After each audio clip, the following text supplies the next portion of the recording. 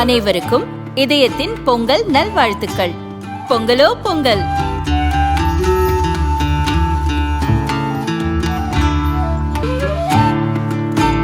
அனைவருக்கும் இதயம் மந்த்ராவின் பொங்கல் தின நல்வாழ்த்துக்கள்.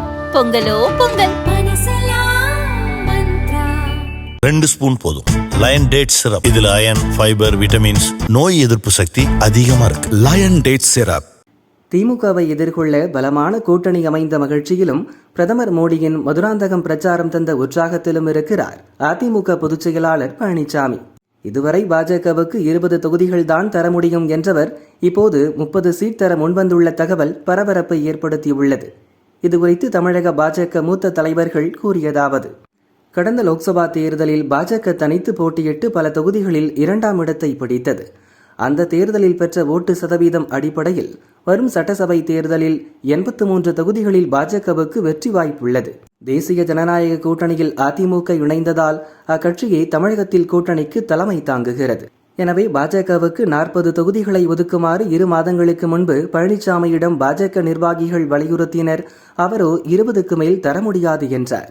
ஆரம்பத்தில் அதிமுக கூட்டணியில் சேர பாமக, அமமுக தயக்கம் காட்டின. ஆனால் தமிழக பாஜக தேர்தல் பொறுப்பாளர் பியூஷ் கோயல் சாதுரியமாக பேச்சு நடத்தி அவர்களை கூட்டணிக்குள் கொண்டு வந்து விட்டார். மேலும் சிறிய கட்சிகளும் கூட்டணியில் சேர்ந்தன. இதனால் தேசிய ஜனநாயக கூட்டணியின் பலம் அதிகரித்தது. அதேபோல் மதுராந்தகத்தில் நடந்த பிரம்மாண்ட பொதுக்கூட்டத்தில் பிரதமர் மோடி பங்கேற்றது முக்கிய திருப்பமாக மாறியது. மோடி சென்றதும் பழனிசாமி, தினகரன், அன்புமணி என கூட்டணி கட்சி தலைவர்கள் ஒருங்கிணைந்து செய்தியாளர்கள் சந்திப்பில் பங்கேற்றனர். இது கூட்டணி கட்சி தொண்டர்களிடம் இணைப்பை ஏற்படுத்தியது. இதுவும் பாஜக ஆலோசனைப்படியே நடந்தது. எனவே பாஜகவின் நடவடிக்கையால் தேசிய ஜனநாயக கூட்டணி பலம் வாய்ந்ததாக மாறியிருப்பதுடன் பிரதமர் மோடியே வந்து தேர்தல் பிரச்சாரத்தை துவக்கி வைத்திருப்பதால் பழனிசாமி உற்சாகத்தில் உள்ளார். அதனால் இதுநாள் வரை பாஜகவுக்கு 20 தொகுதிகள்தான் என்றவர் இப்போது 30 சீட் தர முன்வந்துள்ளார். கூட்டணியில் அங்கம் வகிக்கும் 2 சிறிய கட்சிகள் இரட்டை இலை சின்னத்துக்கு பதில் தாமரை சின்னத்தில் போட்டியிட விரும்புகின்றன.